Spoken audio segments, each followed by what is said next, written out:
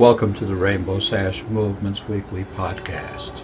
This week's podcast will be concerned with how the church's teaching on the homosexual person supports negative stereotypes.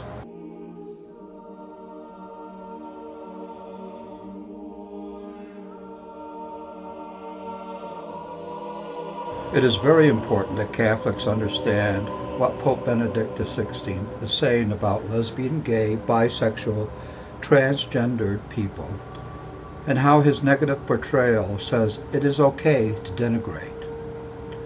One only has to look at his earlier statements in the 1986 document, Letter to the Bishops of the Catholic Church on the Pastoral Care of Homosexual Persons.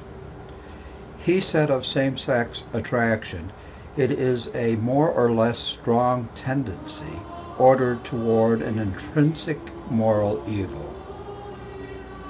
In a following document, some considerations concerning the response to legislative proposals on the non-discrimination of homosexual persons.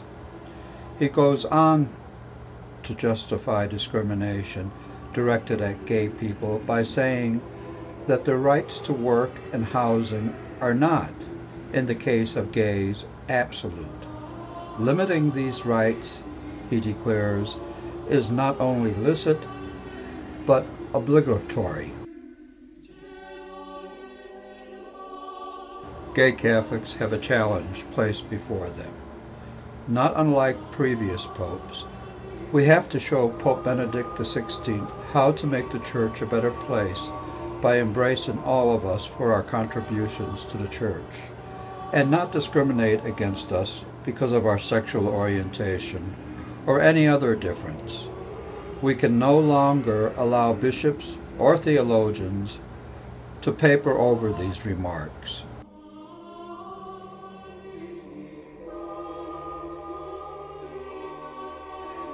The Church's present teaching enables a climate of fear in which unexamined prejudice is still so much in evidence, and accusations of bad faith and bigotry are so readily thrown around in the name of papal encyclicals and or pronouncements. What has been put in place around this issue has been bureaucratic absolutism in the vilest of forms, by using centralization and authoritarianism as its tools of spiritual oppression.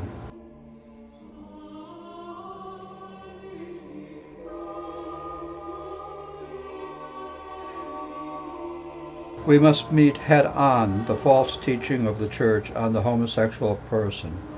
We must challenge ambivalence among those who claim to minister to the international gay community in the Church's name. Unfortunately, we have not shown our face of advocacy because these ministries have consigned our people to either the closet or segregation. Thank you to listener for taking your time out of your busy day to listen to this podcast. If you have any comments about the podcast, please feel free to email us at sashmovement@aol.com. Thank you and God bless.